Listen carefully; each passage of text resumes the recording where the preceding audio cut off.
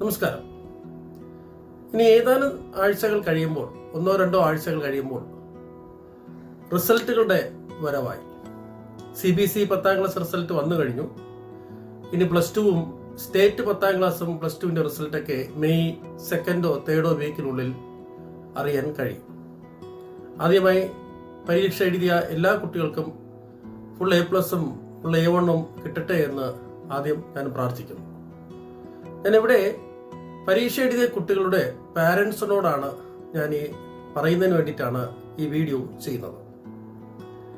കുട്ടികളുടെ മാർക്കുകൾ എല്ലാവർക്കും ഒരുപോലെ ആയിരിക്കില്ല എന്നുള്ള കാര്യം ശ്രദ്ധിക്കുക.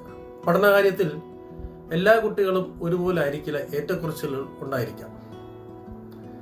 നാം നമ്മുടെ കുട്ടികളെ പഠിപ്പിക്കുന്നത് നല്ല മാർക്ക് വാങ്ങാനും നല്ല മാർക്കോടുകൂടി പാസ്സായതിനു ശേഷം നല്ല പ്രൊഫഷണൽ കോഴ്സിനൊക്കെ വിട്ട് നല്ല ജോലി നേടി ഭാവി സുരക്ഷിതമാക്കാൻ വേണ്ടിയിട്ടാണ് രക്ഷിതാക്കളായ നാം എല്ലാം ഈ കിടന്ന് കഷ്ടപ്പെടുന്നത്. നമ്മുടെ വരുമാനത്തിന്റെ നല്ലൊരു ഭാഗവും കുട്ടികളുടെ വിദ്യാഭ്യാസത്തിന് വേണ്ടിയാണ് ചെലവഴിക്കുന്നത് എന്നുള്ള കാര്യം നമുക്കെല്ലാവർക്കും അറിയാം. എന്നിരുന്നാലും ഇവിടെ ഞാൻ പറയാനുള്ള പ്രധാന കാരണം, രക്ഷിതാക്കൾ ശ്രദ്ധിക്കേണ്ട പ്രധാന കാരണം, റിസൾട്ട് വരുമ്പോഴും മാർക്ക് ലിസ്റ്റ് വരുമ്പോൾ ചിലപ്പോൾ മാർക്കുകൾക്ക് വ്യത്യാസം ഉണ്ടായിരിക്കാം. മാർക്ക് കുറഞ്ഞുപോയി എന്ന് പറഞ്ഞുകൊണ്ട് കുട്ടികളെ വഴക്ക് പറയാൻ നിൽക്കരുത്.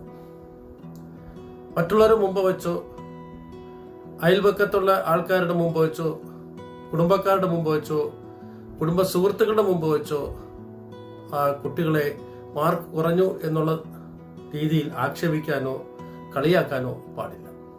ശരിക്കും അത്തരം കാര്യങ്ങൾ കുട്ടിയുടെ മുമ്പ് വെച്ച് പറയുക എന്ന് തന്നെ വലിയൊരു മോശമായ പ്രവണതയായിട്ടാണ് നമ്മൾ മനസ്സിലാക്കേണ്ടത്. എല്ലാവർക്കും ഒരേ കഴിവ് ഉണ്ടായിരിക്കണമെന്ന് ഇല്ലല്ലോ.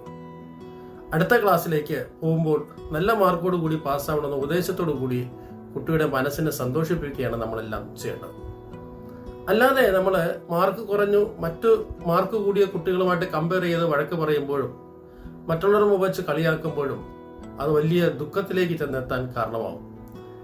നമ്മൾ ഓരോ റിസൾട്ട് വരുമ്പോഴത്തേക്ക് പത്രങ്ങളിലും ചാനലുകളിലൊക്കെ മാർക്ക് കുറഞ്ഞു പോയി പാരൻസ് വഴക്ക് പറയുമ്പോൾ കുട്ടികൾ ചെയ്യുന്ന ചില അബദ്ധങ്ങൾ നമ്മൾ കണ്ടിരിക്കാനും കേട്ടിരിക്കാനും ഇടയുണ്ടല്ലോ.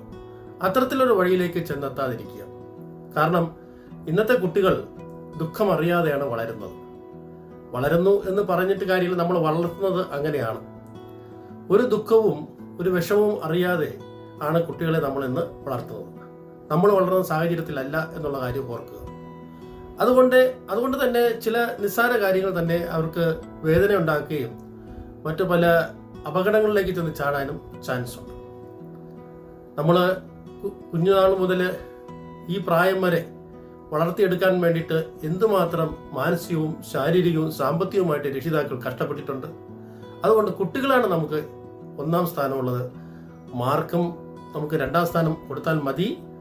ആദ്യം നമ്മൾ കുട്ടികളാണ് നമുക്ക് നോക്കേണ്ടത്. അതുകൊണ്ട് റിസൾട്ട് വരുമ്പോൾ മാർക്ക് അല്പം കുറഞ്ഞു, ഗ്രേഡ് അല്പം കുറഞ്ഞു എന്ന് പറഞ്ഞുകൊണ്ട് കുട്ടികളുടെ വഴക്ക് പറയാനോ മറ്റുള്ളവർ മുമ്പ് വെച്ച് കുട്ടികളെ നാണം കെടുത്താനോ പാടില്ല. അത് പിന്നീട് നമുക്ക് ദുഃഖത്തിലേക്ക് വഴിതിരിക്കാം.